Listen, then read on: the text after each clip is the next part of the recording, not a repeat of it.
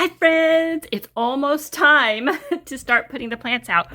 We had a frost last night, so I was a little surprised. Our last frost is supposed to be somewhere around April 22nd, and it was like, I don't know, the 7th or something, but I want to show you what we're doing today. Today, the fence line is getting burned, so I sprayed herbicide all along this fence line, and all of the plants died, which should have been a great idea, because that way you don't have to weed eat it. And we have this field fence that the previous owners put up to keep their dogs in. So you can see the field fencing's down here, and they have little bits of wire holding it on. The original idea was just pull the field fence off completely, and it's all the way around the yard. But we started thinking about all the little tiny pieces of wire that's holding it on. Plus, I was saying that I want to put beds up against these fence. So this is the fence behind the house, right? Like, it has field fence all along there. And if I wanted to grow vining plants along there, it's going to hold on a lot better to that field fence than it is to just the horse fence. So the burning worked really well. Look at that. So it's all cleared off the fence now.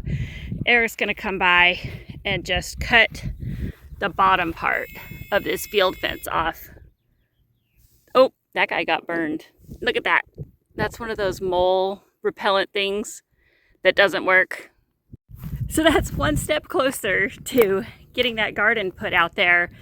I still have to put together all the beds. There's two of them sitting here. One's almost done. It just needs more screws. That's the second one. And then if you recall, there's 6 more beds. There's another L-shaped bed. And then underneath this stuff, there's another bed. I bought the bed that's hidden like 5 years ago and never put it together. It has like a trellis that goes over it with some shade cloth. So I'm really excited. Oh my gosh, you gotta see my seedlings though. This is wild. Look at these tomatoes.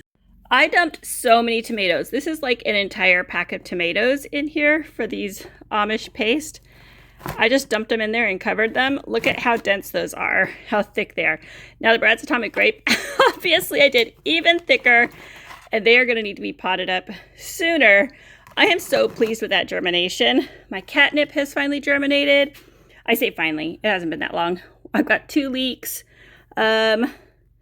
These bell peppers have not germinated yet, but that's fine. These are probably not going to germinate. I probably ruined them because I wasn't keeping them wet. So I'll try and cover them with something. And Roma tomatoes have germinated. Look at these giant marigolds. I am so excited. Marigolds weren't really on my list to grow this year, but I saw somewhere that they're in high demand for some of the Mexican population and some Indian population for some of the holidays that they have. And I thought, I think they grow really easy. I'll just throw a bunch of them in here. So I had some seeds, and I did. And we will see what happens. I'm happy to, provide that for the families that need it in our area. I have not seen any places that sell those, so I'm not sure where they're sourcing those. But if it's easy for me to do, I'm happy to do it. This year for the flower farm, I'm starting with just sunflowers and then expanding next year to zinnias and cosmos and bachelor buttons, whatever's super easy to grow. I do not want to make this a difficult job for myself. I want it to be easy and fun. So that's what I'm doing with that. Look, let me show you the other things that have germinated. I am so excited. I had amazing germination on these Rich Sweetness. These are just tiny little melons. And all 6 that I planted germinated. They look amazing. These are honey nut squash. It looks like 5 of the 6 have germinated. They are like baby butternut squash. And these are Georgia Candy roaster squash. And it looks like only 2 have germinated. I may need to replant these. Wait, oh, there's another one. Maybe they're just coming up slow. These are golden zucchinis that I planted for the donation garden. I did set aside a good 40 by 10 section that I'm just planting stuff to donate to my community. And way up here, I have to hold the camera up above my head. Look how it's like up on top of the whole thing. These are the sweet potatoes. You can see I just kind of nestled them in some dirt and they're taking off. And I will snap those little slips off and put them in water when they get to be, I don't know, 10 inches long. That's usually when I snap them off. Those sweet potatoes are the ones I grew last year from slips that we bought at the big box store. So I am so pleased that I was able to save those over the winter. They're still, prior to sprouting, I was eating them, but I kept forgetting about them because I've never had sweet potatoes in storage before. So I just kept forgetting about them. But then I saw, when I went to check on them, I saw they had already sprouted. And I was like, yes, we'll just continue the cycle, because that's the whole idea, right? I'm trying to be sustainable. I'm trying to create food security. And the way you do that is being able to replant and replant. Like the Brad's Atomic Grape, those are seeds. I've purchased seeds for those like 5 years ago. And I have just taken the seeds and replanted and replanted. And that's the way I'm running my farm. I would love to teach you guys how to do it. So let's talk about what I'm doing for regular potatoes. So these are the organic potatoes that I bought. And you can see they're all ready. They already have little starts on them right there. And I am just putting them in this tiny basket that I got at the Dollar Tree.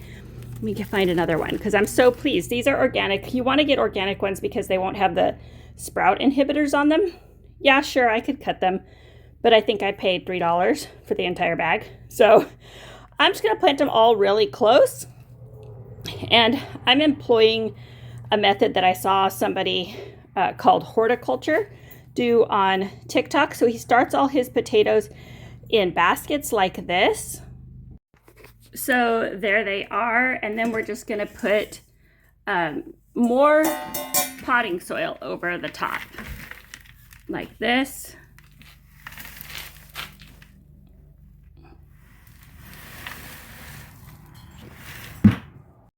And we're going to take this out. I already have one out here, and we're going to put it with the other one right here. Okay. Whoa, whoa, whoa. I lost all of my nozzles that go on my hose. What's up? I had like 3 of them last year, and now they're all missing. So I need to go get some more of those. But this one's been out here for a while. This is the one I just put out. So we'll give them a nice drink and leave them out here. And they will grow starts just like any other seedlings you start. They'll grow their plants, grow their little starts, and then you can transfer them. I am doing a tower this year.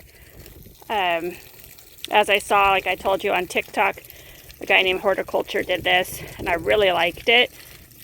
He just took field fencing and weed barrier, put weed barrier on the inside, filled it with dirt, and then cut holes in the weed barrier. And so the plants were growing through the field fencing, through the weed barrier, but they were in this tower. And then when they were done, he just opened the tower and dumped it out, and he had loads of potatoes. And I loved that it was like vertical growing, a great way to have a lot of space to grow stuff, because I'm kind of growing for production this year. I've got the donation garden back there. Maybe that's what I'll do with the rest of these potatoes. I've really debated whether I should just till up the dirt, like even the parts that I didn't cover, because I did put a billboard vinyl out there to cover the ground in the hopes that that would kill some of the weeds and some of the grass. Should I just take my chances? Should I just till it up, hope that I've got enough topsoil, even though it doesn't appear that I have enough topsoil to really grow plants well? I can grow some weedy grass, and I think I'm going to. We were going to till it up anyway, and then cover it with weed barrier again to keep the weeds down. But I'm half tempted to just see what happens if we just till it, put some weed barrier down, plant some of these organic potatoes or other plants that I've started, even start other plants that I may have not considered. Like, what if I just planted a bunch of butternut squash out there? I know they grow in people's compost piles. So maybe I should try this method of, I am about being lazy gardening. So maybe I should just be this super, hey, let's see if it works. Maybe I'll get a bunch of butternut squash. Maybe I'll get a bunch of, other sweet potatoes or something. So I think that's what I'm going to do for the donation garden. And the flower farm is going out in the far section. Again, I'm not really starting any of the sunflowers indoors. I do have a lot of pro cut flowers, and I'm just not starting them ahead of time. What I'm going to do first, the very first row that I plant will be just birdseed, just that wild sunflower, the black oil sunflower. And I'm just going to plant 6 feet of that. And then the rest of it will be the pro cut seed that I bought. Just because I want to see. I know that those black oil sunflower seeds sprout, because they do, underneath my bird feeders. So I just wanted to see, like, what if I purposely just spread them out, and would that be good for a cut sunflower? Would people like it? I like them. I like to look at them. It's going to be close to the road over there. People will be able to see it when they drive by. In the very least, it'll be good advertising because they'll definitely grow. The pro cuts, if you're familiar, only get 2 to 3 feet tall. They don't present, in this big showy way. So I just thought that would be a great way to really just have that splash right there at the street. So that's the plan. There's also billboard vinyls out there that have smothered the grass. So we're going to see. I will not start putting anything out until the end of April. My last frost is supposed to be the 22nd. I am not one of those people that rushes it. I'm so glad I didn't put anything out, because we did have a frost last night and the night before. So I really just wait. I feel like that extra week or two, it gives me peace of mind. I don't get sad when my plants die. So anyways, I really want to have a conversation about what y'all are doing to expand your garden. What are you doing to volunteer or to donate to your neighbors? What are you doing for your community? What are you doing to build community and sustainability? What are you doing about upcoming food prices? Because it does look like this thing that's going on in the Middle East will affect fuel prices and fertilizer prices, and hence our food prices. And that's one of the reasons I'm tripling or quadrupling my garden this year. And I put in that donation garden. So join the conversation, comment below, and let me know what you guys are doing to build community, expand your garden, and increase sustainability. Have a great day, guys.